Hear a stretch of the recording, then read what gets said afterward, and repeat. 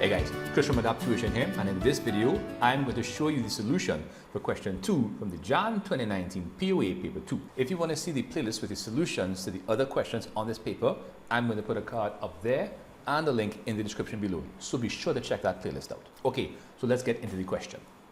So on the right hand side here, I have my information. Let's take a read. So it says the following trial balance was extracted on the 30th of June 2018 from the books of Zodiac Express Inc. Okay, so let's take a look at this trial balance. Everything seems to be normal. We have capital there. We have drawings. We have, oh, this is interesting. We have purchases and sales, whoops, in the same line, the same horizontal line. So you need to know what type of balance each of those has. All right, inventory is normal. Oh, look at this, receivables and payables. Right, so those are also in the same horizontal line. So you need to know which one is which. Which one is the debit item, which is the credit. Ooh, and the same goes for returns. I like this question. All right. So, and discounts. So you need to know your stuff for this question, boy. All right. So wages and salaries. So all these things here look like expenses, right? Wages and salaries, motor vehicle expenses, rent and rates, utilities. All right, so now we have some other interesting things. We have a couple of fixed assets, motor vehicles and shop fittings, and they have depreciation attached to them. And then finally, we have cash and bank. Okay, additional information. So this is where the fun usually is, right? Right, so we have closing stock, utilities expenses outstanding, sorry, is 225. So that's an accrued expense. Rent prepaid is 75, and we have a couple of depreciation items, right? One is reducing balance method, one is straight line method. All right, so let's start putting stuff together, okay? So as we know, let's go on this side here and let's start heading up properly. So Zodiac Express, right? Income statement for the year ended 30th June 2018. Put your dollar sign. So we're going to start out with sales, right? So sales is a revenue item, and revenue items have credit balances. So this 174,432, that's the sales figure. Now the returns figure. So returns, the debit item, that returns inwards. Because remember, returns inwards is like a kind of anti-sales, is when people send back their goods, so you're kind of losing revenue, right? It's not an expense per se, but it is like anti-revenue. So if revenue has a credit balance, sales will have, sorry, returns inwards will have to have a debit balance. So the 1975 is the returns inwards figure, and that's your net sales. Now some people say, sir, why doesn't this column, why not that column? Honestly, it's not a big deal which column you put it in, right? I like to keep my rightmost column for the summary figures, the most important figures, all right? And every time I want working to see where I get a figure from, I go one space to the left, okay? If you want to do it differently, if your teacher advises it differently, that's all well and good, all right? There is flexibility in format.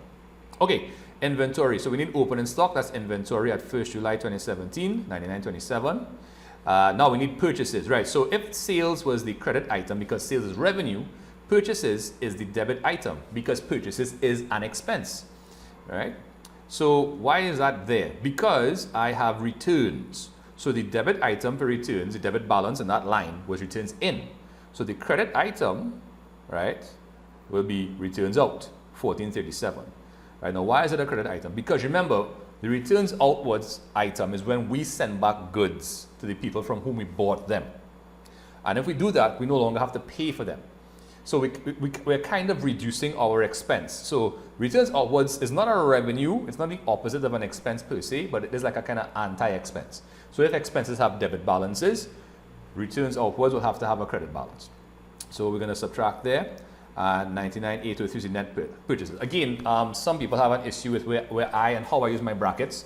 If the brackets are annoying, you ignore them, right? Write over the solution, do it over yourself, however you like it. That's fine. Okay, so now we're going to add 99.27, 99.803, and we're going to get the cost of goods available for sale. From that, we have to deduct our closing inventory of 11,017, and that's going to give us our cost of goods sold. Cost of goods sold is 98,713, and we are subtracting that from the net sales figure. That's going to give us our gross profit. Now, before you rush off and start to do expenses, take a look and see if you have any revenues.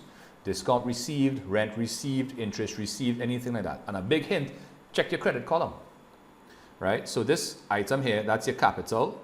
This is the sales. This is payable, that's a liability. So liabilities also have credit balances, so be careful, right? Your returns, okay, discount. Oh, discounts in the credit column is discount received. So that's a revenue, and that's going to go there. So we're going to get that. And now we could deal with expenses. Now, something else you should also look out for is in case you have any provision for bad debts, which I'm not seeing in this question. And if the provision for bad debts decreases, you're going to put that there. Now, I have a whole playlist on how to do income statements with adjustments. Once I remember, I'm going to put a card up there and a link in the description below, so you can check out that playlist if you need to shore up your weaknesses or to bolster your technique, okay, with income statements. So expense-wise, starting from top, I think I'm going to start with the discounts. Right, discounts allowed 322, so it's a debit item, so it's either an asset or an expense for the most part.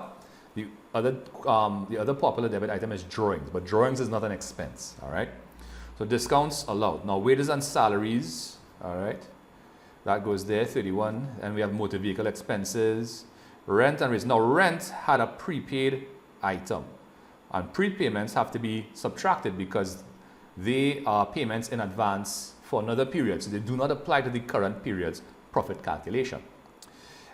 Next, after that, we had rent and rates. My bad. Utilities expense, my bad. Right, 2107, and that had an outstanding or accrued portion. And accruals are items that were incurred but not paid. So they do apply to the current period's profit calculation and hence must be included. That's why we add them. Now, let's scroll down a bit so we could take a look at the depreciation information. So the motor vehicles is depreciated using 25% reducing balance method. Now, under the reducing balance method, you need to multiply the percentage by the net book value of the asset. What is net book value? The net book value is the cost minus the existing depreciation on the asset. So 7,900 minus 3,480, and then you multiply that by 25%. So we're going to get 1105. And then for shop fitting, so that's the slightly easier one because it says straight line. So straight line method, you just take 10% and multiply it by the cost of the asset. So we're going to get a 500 for depreciation for that item there. And then you're going to total your expenses, put it in that column, the rightmost column again. And when you subtract that from your 74,367 above, we are going to get our net income of 28,685.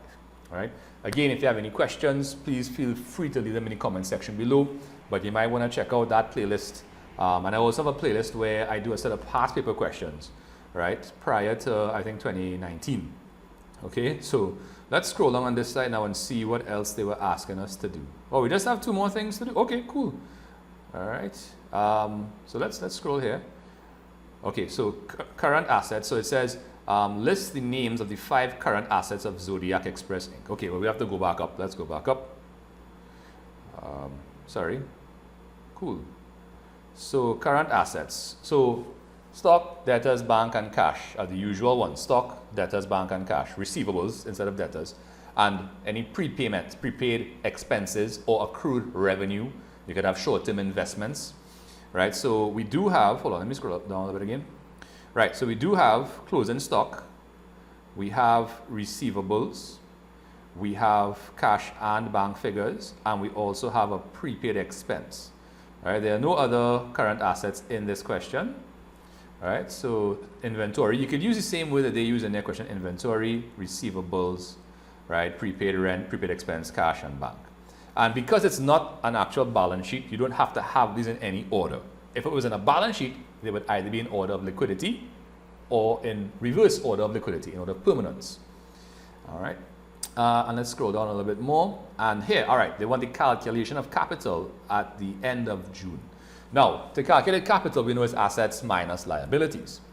But if we take a look at the format, let's go down a little bit, and we're going to take a look at the format and the space they gave us to do this. So do you think you could fit a balance sheet inside that space? Maybe you can. I probably couldn't, especially if I was writing, okay? So calculate the capital. All right, so there is actually a relatively easy way to do this.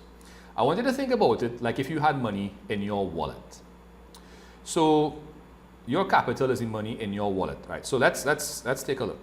So this balance at the start here is the balance in your capital account in your wallet at the start, before you do any of your transactions, etc., etc. And we have increases and we have decreases. Now the increases will be money coming in. So so think about it. You are the owner of the business. Where's your money coming from? Why did you start the business? You started the business to make money, to make a profit. So your profit will come from your income statement. So your net income, that is literally the income you have as the owner of the company. So you're going to add that. That's going to give us that figure there. What about decrease? What about spending? You might say, well, the expenses, so we catered for that. But what about if you took out money from your wallet? Drawings, right? You took out money for your personal use. And that is, do we have that? Do we have any draw? Look at second, right under capital, drawings. Drawings is where the owner removes money from the business for his or her own personal use. And in so doing, they effectively reduce their capital. It's like taking money out of your wallet. So all we have to do is subtract that. And we're going to get 38,392. Okay, so that's basically it for this question. But I did something a little extra in case anybody wanted to double check it. Now, this next part is not necessary for the paper, but it's just for illustrative purposes. So in case anybody wanted to do like a calculation of capital using assets minus liabilities. So I did like a kind of mock balance sheet down here. So assets wise, I have motor vehicles minus the depreciation. So I took the depreciation of 3480 and you had to add the depreciation from the current year, the 1105 from the income statement. Right? That's going to give us a net book value of 3315. Then I took shop fittings and minus that depreciation. So remember, shop fittings had 1100, but we had 500 depreciation from the current year.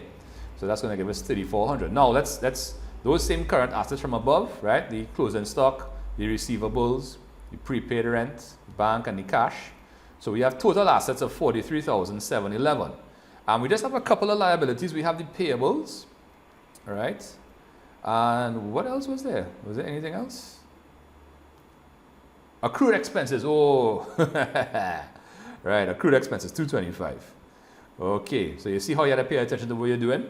Right, so we have a total liabilities there, and take a look at the figure we get for capital or net assets, 38,392, which matches with that figure above there. All right, cool. Okay, so ladies and gents, that's it for this question. Again, thank you for watching. Be sure to check out one of those or both of those playlists showing you, well, whatever they are, probably the solutions to the rest of the questions. And don't forget to subscribe and to check out my website for free POA handouts. Anyway, guys, I'll see you next time. Thanks for watching. Bye-bye.